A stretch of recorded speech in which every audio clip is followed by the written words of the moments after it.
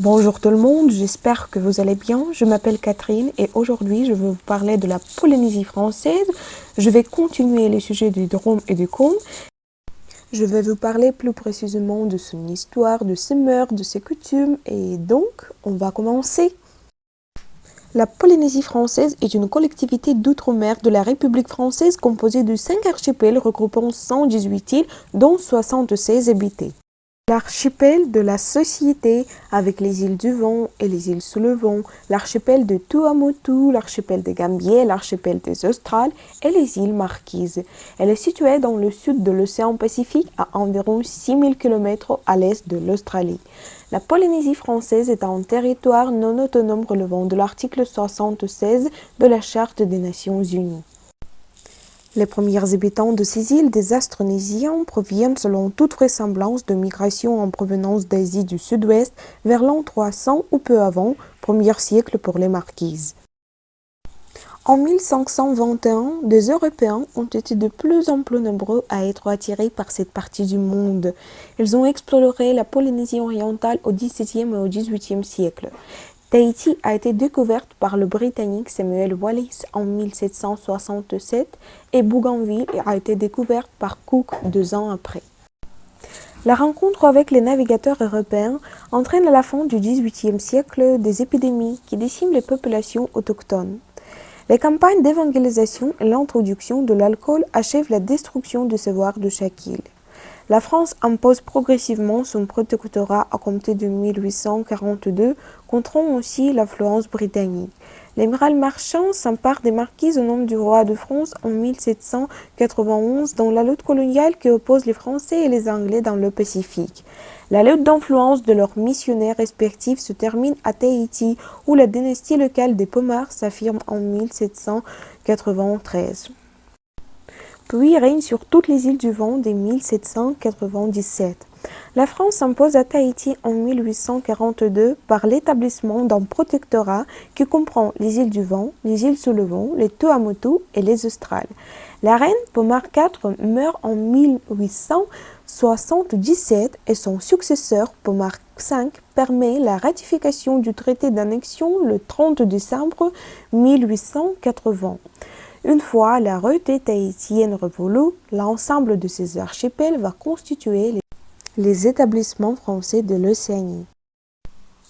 En 1946, la Polynésie française devient territoire d'outre-mer et est dotée d'une assemblée territoriale le 25 octobre 1946. La Polynésie française est aujourd'hui une collectivité d'outre-mer bénéficiant d'une large autonomie par rapport au gouvernement métropolitain.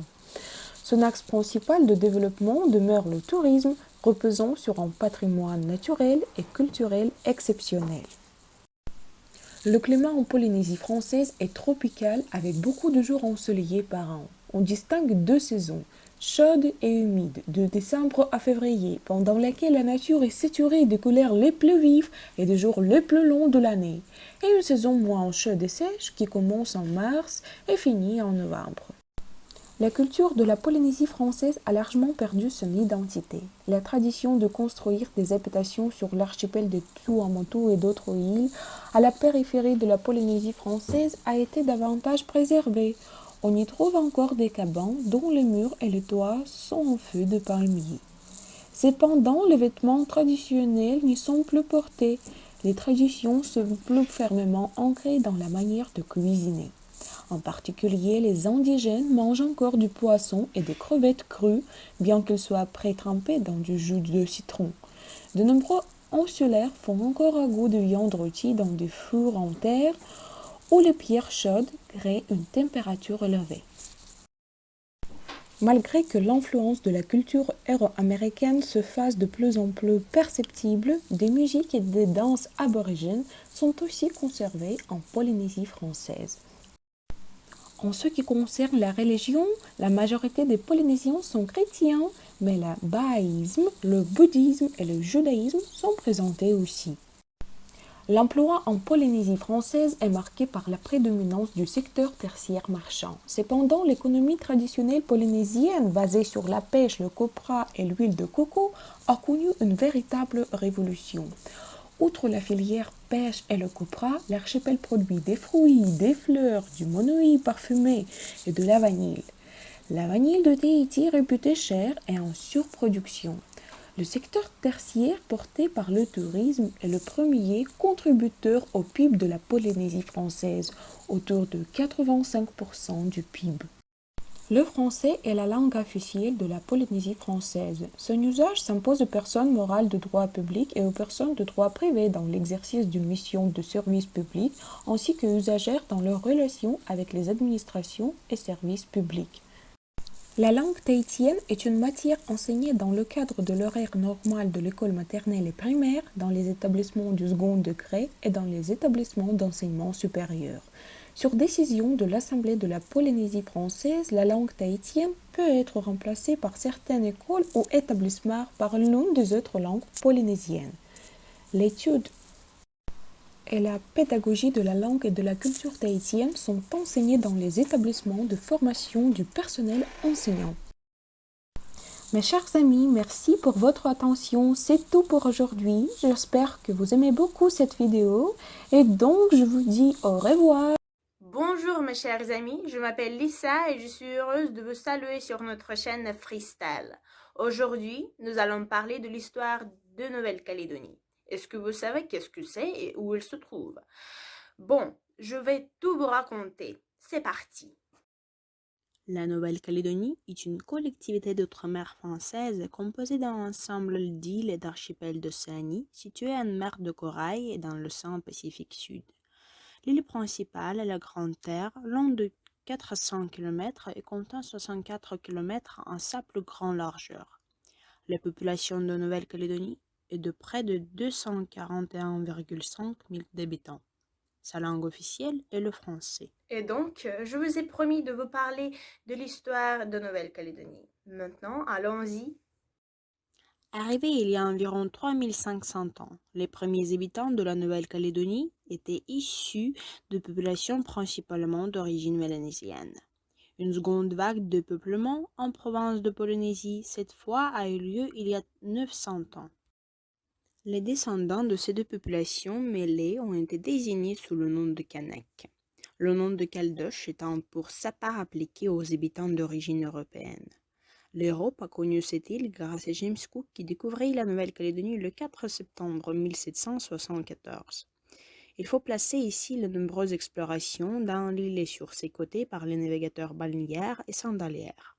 Les vexations qui subirent alors les habitants expliquent leur sanglante représailles et ont inauguré une histoire politique souvent mouvementée. En 1843, la corvette Le Bucéphale y amena des missionnaires français et hissa le drapeau français sur l'île.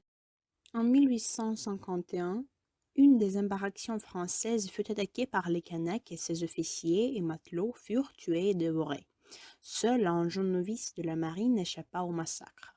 Ce fait détermina la prise de possession de l'île qui d'ailleurs semblait convenir aux yeux des moralistes de l'époque pour l'internement des condamnés. Au mois de janvier 1854, le capitaine de vaisseau Tardy de Montravel découvrait l'excellent rade de Nouméa et choisissait ce port naturel, le plus rapproché de Sydney, pour y établir le chef-lieu ou capitale de la colonie. La ville reçut le nom de Port-de-France qu'elle ne garda pas. En 1853 à 1860, la Nouvelle-Calédonie fut placée sous les ordres du gouverneur des établissements français de l'Océanie et dirigée pendant ses absences par un commandant particulier.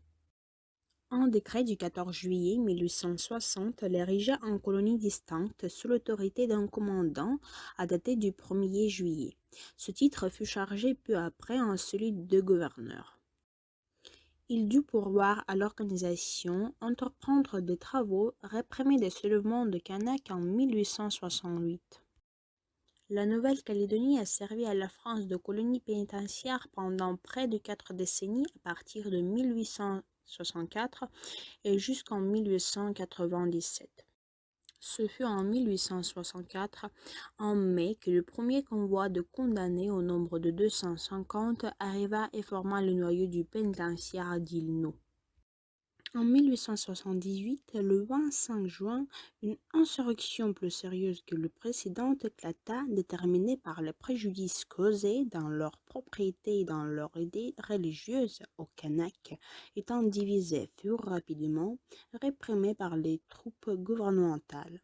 Cette insurrection eut une répercussion fâcheuse sur la colonisation en montrant son insécurité. Le 28 janvier 1887, la Nouvelle-Calédonie reçut les 300 premiers relégués collectifs en nivellement pénal. Les récidivistes ou les incorrigibles relégués loin de France, moins criminels que déchérités et misérables, privés de toute énergie, parasites sociaux selon les termes de l'époque, et qui s'avérèrent constituer une cause d'encombrement et une gêne plutôt qu'une aide pour la colonisation qui allait prendre un nouveau tournant après la dissolution complète de la colonie pénitentiaire en 1897, mais aussi accentuer les tensions et les conflits entre les anciens habitants de l'île et les nouveaux.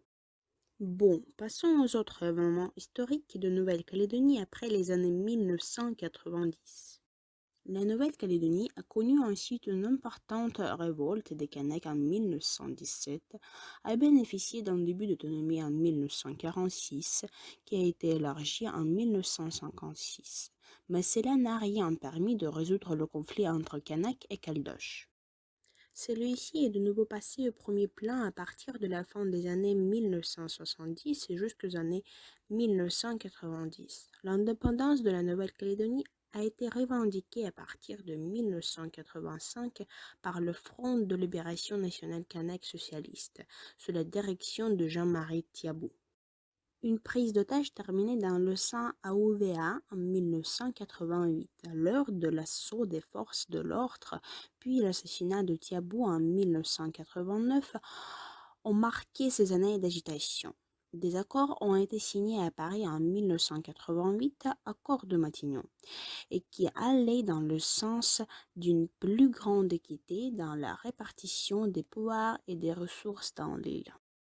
Ces derniers prévoyaient un transfert progressif des compétences de la métropole au territoire sur une période de 15 à 20 ans et surtout il a engagé la France à organiser au moins 3 référendums entre 2013 et 2018 afin de décider si la Nouvelle-Calédonie doit devenir souveraine et indépendante.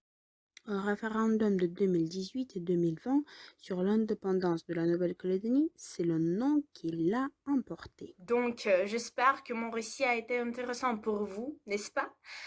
Et merci d'avoir regardé cette vidéo et à la prochaine, avec amour, votre chaîne Freestyle. Donc, notre histoire a pris fin. Si vous voulez continuer à voyager avec nous dans des pays merveilleux et découvrir leur langue et leur culture, abonnez-vous à la chaîne et pensez à cliquer sur j'aime.